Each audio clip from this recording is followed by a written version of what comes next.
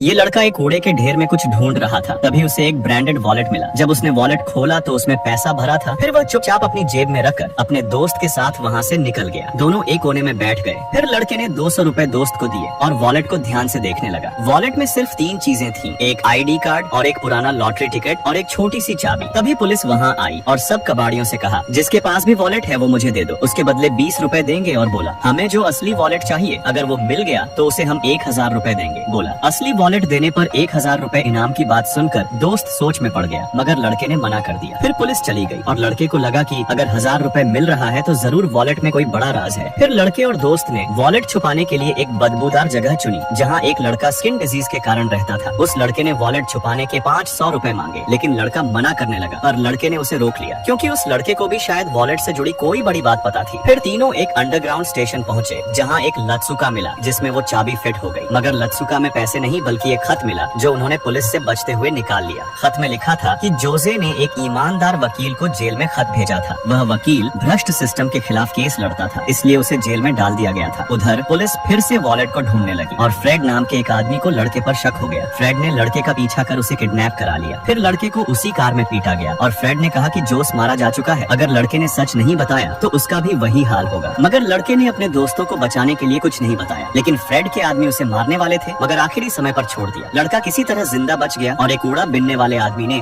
उसे सड़क से उठाकर एक चर्च में छुपा दिया। लेकिन लड़के की सांसें तेज थीं और उसका शरीर बुरी तरह जख्मी था। कूड़ा बिनने वाला आदमी कहता है, अगर तुम्हारे पास वह वॉलेट है तो अभी भी समय है, उसे पुलिस को सौंप दो। लेकिन इतना सब होने के बाद उन सब के लिए पुलिस को सच बताना मतलब अपनी ही बर्बादी को बुलावा देना था। उन सबको अभी भी खत और जोसे के पीछे का सच याद आ रहा था। अब उन्हें समझ आ गया था कि ये सिर्फ एक वॉलेट नहीं बल्कि एक बहुत बड़ा खेल था और उनके पास जोसे का खत था जो पूरे सिस्टम को हिला सकता था। और अब उन सब का मिशन था उस वकील को आजाद कराना और जोसे के सच को दुनिया के सामने लाना। अब उनके पास केवल एक ही रास्ता बचा था, जेल में बंद वह वकील जो पहले उनका दुश्मन था। केवल वही उनकी मदद कर सकता था, लेकिन उस वकील की भी अपनी शर्तें थीं। आगे की स्टोरी और भी ज्यादा इंटरेस्टिंग है, कमेंट करो, पार्ट 2 वीडियो मिल जाएगी।